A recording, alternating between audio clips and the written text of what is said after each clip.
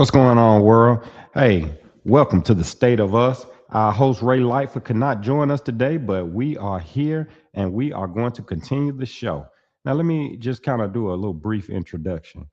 Welcome to the State of Us this podcast is all about a show that discusses who we are in order to groom who we are to become.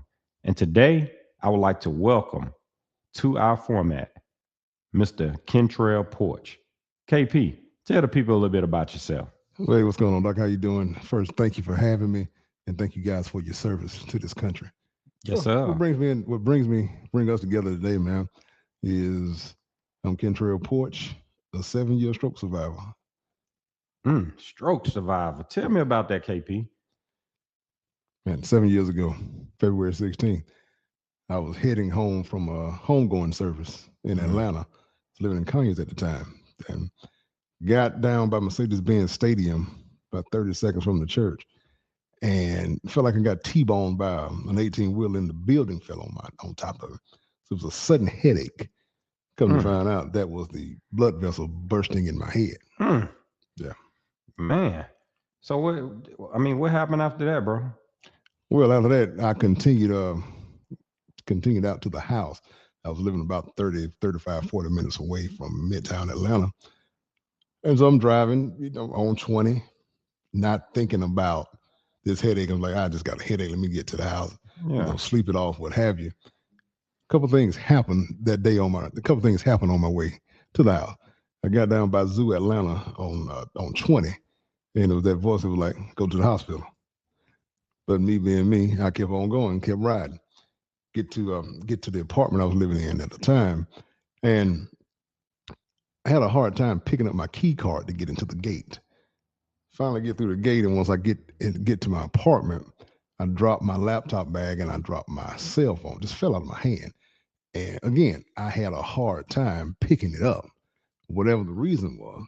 And so, but get in the house. So my next thing I'm gonna do, let me sit the stuff down. Let me take a nap. I'm gonna try to sleep this headache off. Lo and behold, best thing I could not have done was take a nap and go to sleep. So, but I got in my closet changing clothes, and I stumbled into the wall. And when I stumbled into the wall, I just knew something wasn't right, and something didn't feel right, what have you. So I go look at myself in the bathroom. None of the typical stroke symptoms. No twisted mouth, no drooping of the face, no heavy slurring of speech, or what have you. So, but called 911, talking with the operator, and told the operator, I think I'm having a stroke.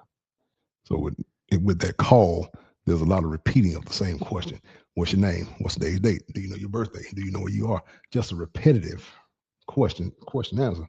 Yeah. But the last thing I said to that operator was, I'm gonna leave my door unlocked so they can come in. So I knew at that very moment, once I hit end on that phone, I was out. Man, so you said you didn't have the signs of a stroke, but what made you tell the operator that I'm having a stroke? I just knew it had to be something. Because even when I was changing my clothes, I glanced down at my hand. Yeah. And it's like it started to kind of like take form, where like how your muscles or how your body would do. So you can feel your muscles tightening up. I could just feel, hey, we taking a turn somewhere. Yeah. So I could not have been. Again, the typical stroke symptoms I wasn't exhibiting. Right. Later on is when I found out that when the blood vessel burst in my head, that was the start. That was the start of the stroke. So when you start talking about like this pain, what was that pain feeling like, bro? It wasn't even a pain. It was just I looked and my hands were starting to take a nudge. Like even when the blood vessel popped in your head? It was just a sudden headache. Wow. It was a sudden, like out of nowhere. I pulled out of the church parking lot, going toward McDaniel Street to get to 20. But I got down by Mercedes-Benz, and when that blood vessel burst, it was just like I ain't where that come from type thing. So I'm figuring, hey, I just grabbed a piece of chicken, out of the church because we had a home going that day. Hold on, so a blood vessel pop and you grabbed some church's chicken? No, I grabbed that beforehand. I'm thinking had that come. I ran in, grabbed a piece of chicken real quick so I can get on the road, get back to the house, and lo and behold, that blood vessel bursting was the start of it. So we associate somebody who is having a stroke or has had a stroke. There's some type of limitations. So the blood vessel burst on my right side. right side of my brain, which affects the left side of your body. I'm still lifting, still going about as if nothing is wrong. Yeah. Again, my face didn't droop, my mouth didn't twist. The only thing that I specifically do remember is when I got to the house, two things actually. I got to the road that goes to my apartment at the time, and I swerved over into the right lane, into the left lane, into oncoming traffic. Thankfully, nobody was coming. But got that back under control. And if you watch sports, yeah, we have an affinity to repeat LeBron James' name when somebody say it jokingly. Right. So I'm listening to the radio station, and his name came up, and I just repeated it. But I realized, I noticed, we all know how we talk, but I know it didn't come out quite right. How was it coming out? It was like a slight slur. Like when you got to the LeBron James, it's like my tongue got stuck to the roof of my mouth. Man. So it kind of bucked. But again, I got to the house.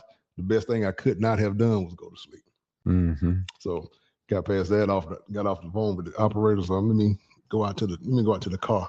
At least I had a stress ball in the car. So let me at least start to flex my hand. Right. When I got to the door, I could see the ambulance up at the gate. I could see the fire truck up at the gate.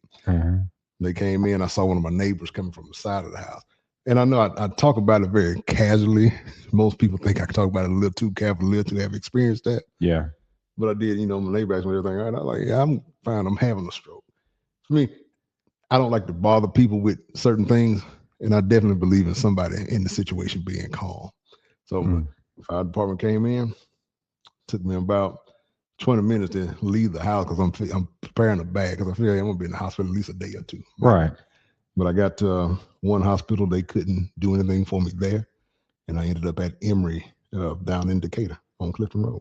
Wow. So when you actually called 911, did you feel like it was a lot of questions that they asked you that, just kind of, was frustrating you or anything like that? I think it was probably getting on my nerves at the beginning. Like, yeah, how many times I need to tell you my name, my birth date, where I am, what the day is. But again, lo and behold, they ask you that to try to keep you smart, keep you on top of where you are, so you don't necessarily lose consciousness or instantly forget. Right. So, but that's what happened, man. That was 7 years ago.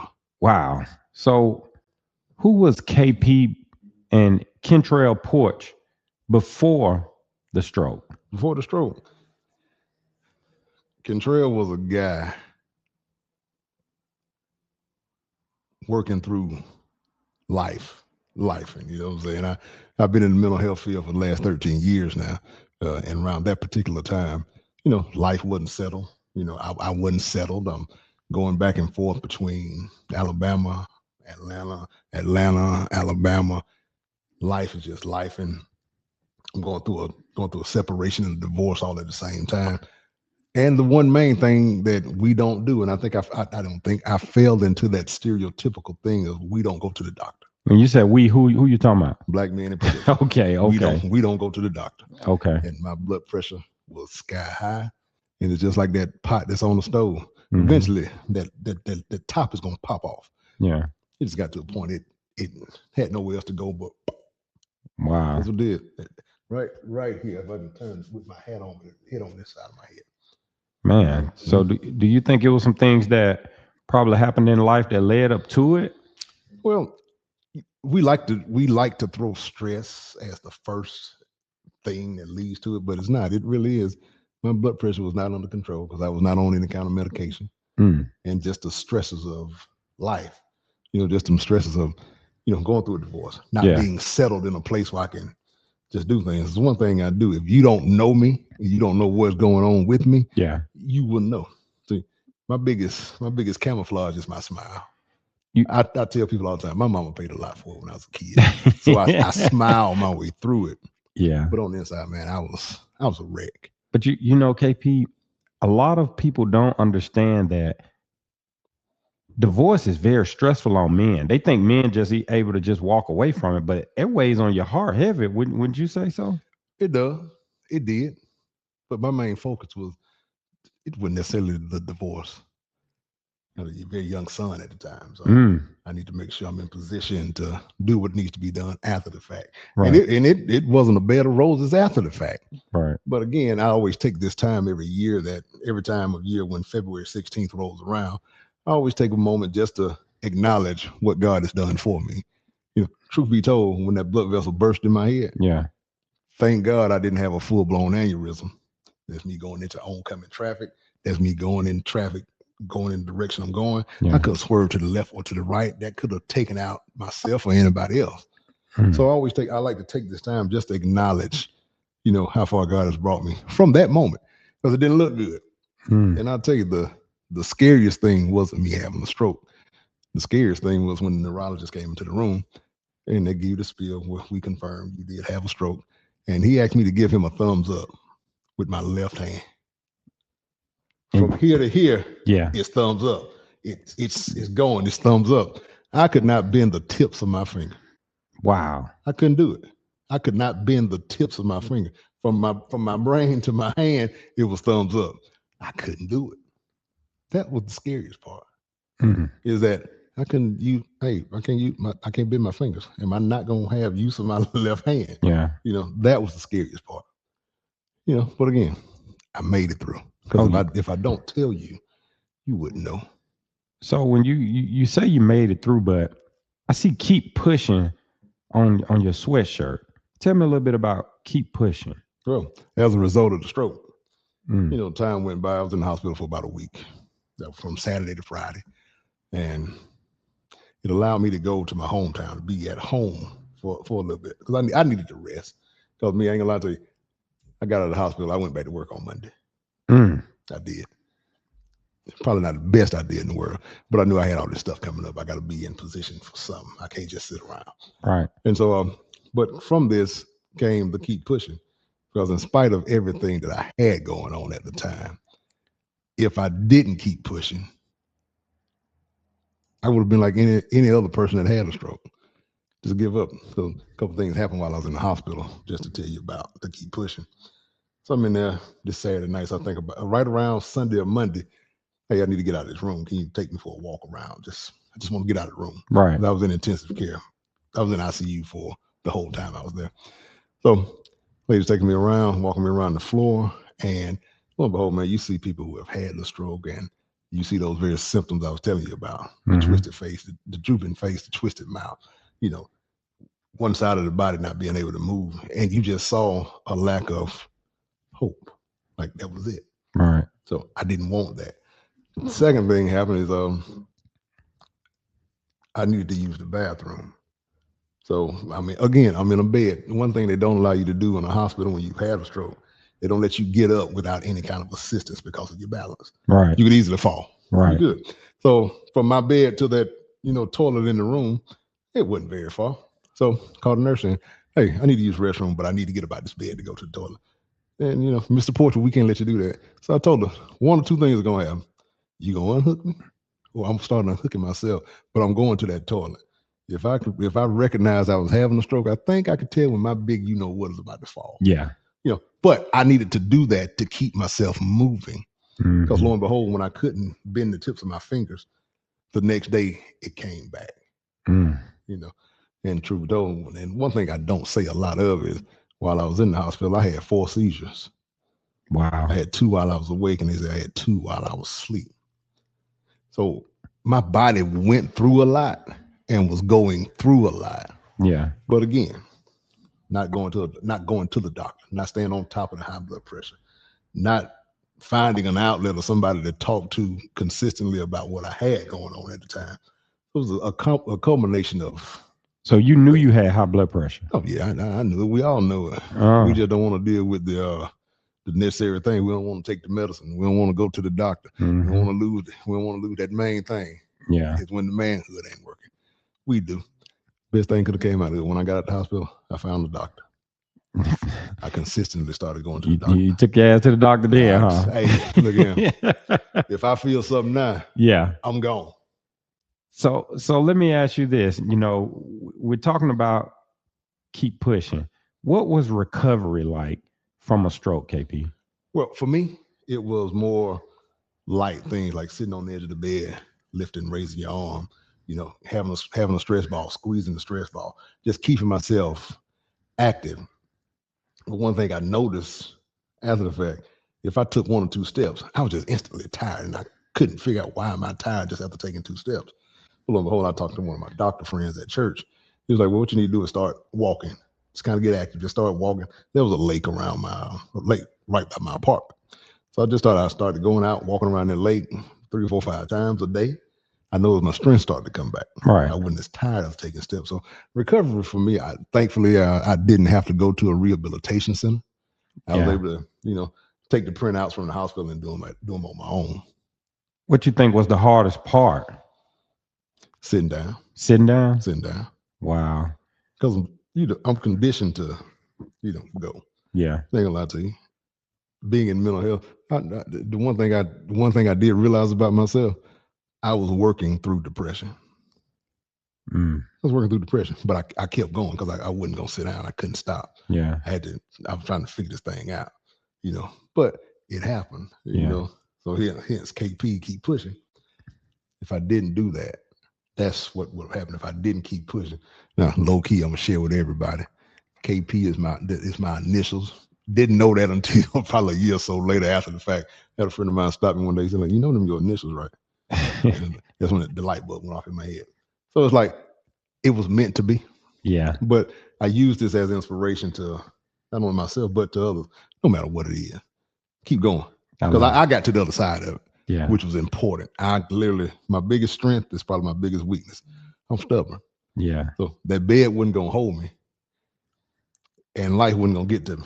Once I got out, like I said, it wasn't a bed of roses after the fact, but every year since, I've progressed somewhere. I've made some progress in different areas. I went from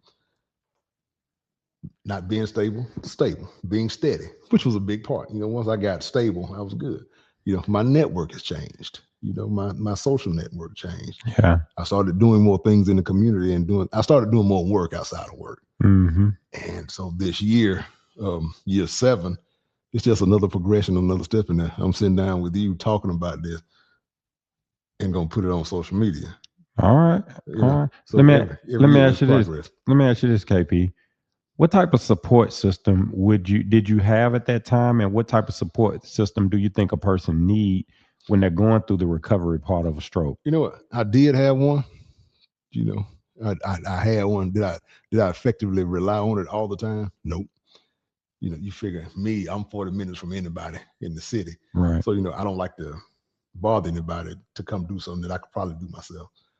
But I did have support, and it was those those people who knew me. Yeah. Even going to the hospital, I had the nurse send a text to 3 of my friends. Okay. Say, this is what's going on, blah, blah, blah, blah.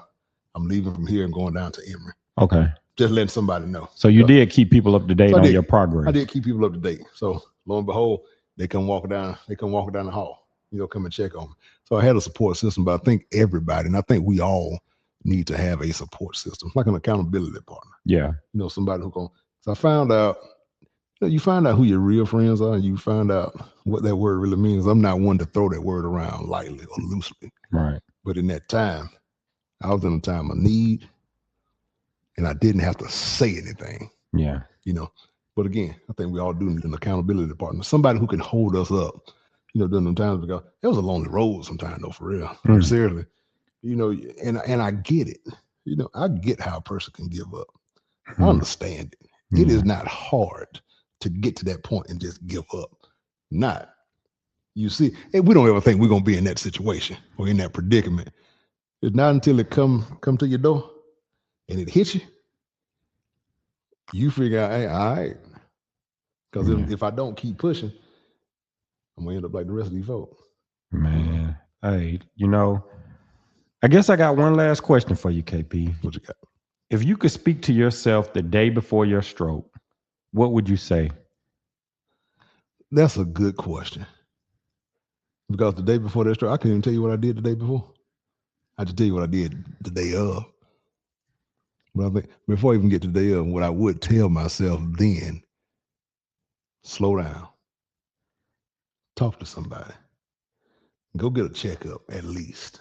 Because I turned 40 in January, had a stroke in February. Now I get my annual every year in January. You stay on in that, don't you? You stay on it. Yeah. But again, this and just how I got here, like I said, man, is nothing but a testament to God and who He is. You know, I could have been out of here. Yeah. I was fine with that if I was. I'd take it, no lie.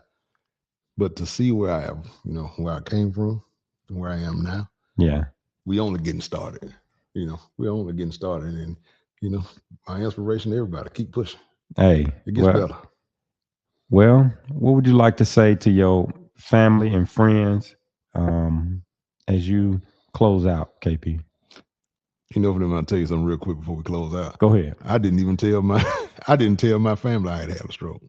What? I didn't. I didn't tell them. I didn't tell them until the next day. You know, my biggest thing was I'm from Alabama, so I knew if I called them and hey, listen, I'm in the hospital, I had a stroke. Yeah. They're gonna beeline up here. I didn't want them on the road that night, so I called them the next morning. Like, listen, they called and tell you I'm all right, but I had a stroke. I'm in the hospital. 2 hours passed by. They take me to a CT scan. I hear my auntie and my mom and my grandma coming down the hall. Hey, on their way. They was there. Yeah. You know. So, but you know, I thank the people who were there. Yeah. You know, because like I said, if it wasn't for a few, I don't know what I would have done. You know, I don't know how I couldn't get from point A to point B because I couldn't, as a result of the seizures, I couldn't drive for 6 months. So that means I had to have somebody to take me, get me back, whatever it was. But I had support. You know, I had friends who would get me a gift card for some food or DoorDash, a Lyft or an Uber so I could get where I needed to go when I needed to. So that support, like I said, when you go through life's difficulties and challenges, you find out who that support system is. And like I said earlier, it's good to have it because we all need it. And take our behind to the doctor. Hey, get checked up, get checked out. You know, it don't hurt. It don't hurt. It don't hurt at all. Go see a doctor. I don't care if you go once a year, do it. You know. Hey, KP, close them out, brother. Where can they find you? You can find me on all social media. Well, Instagram and Facebook at Kentrell Porch. Real simple. KentrellPorch, all together.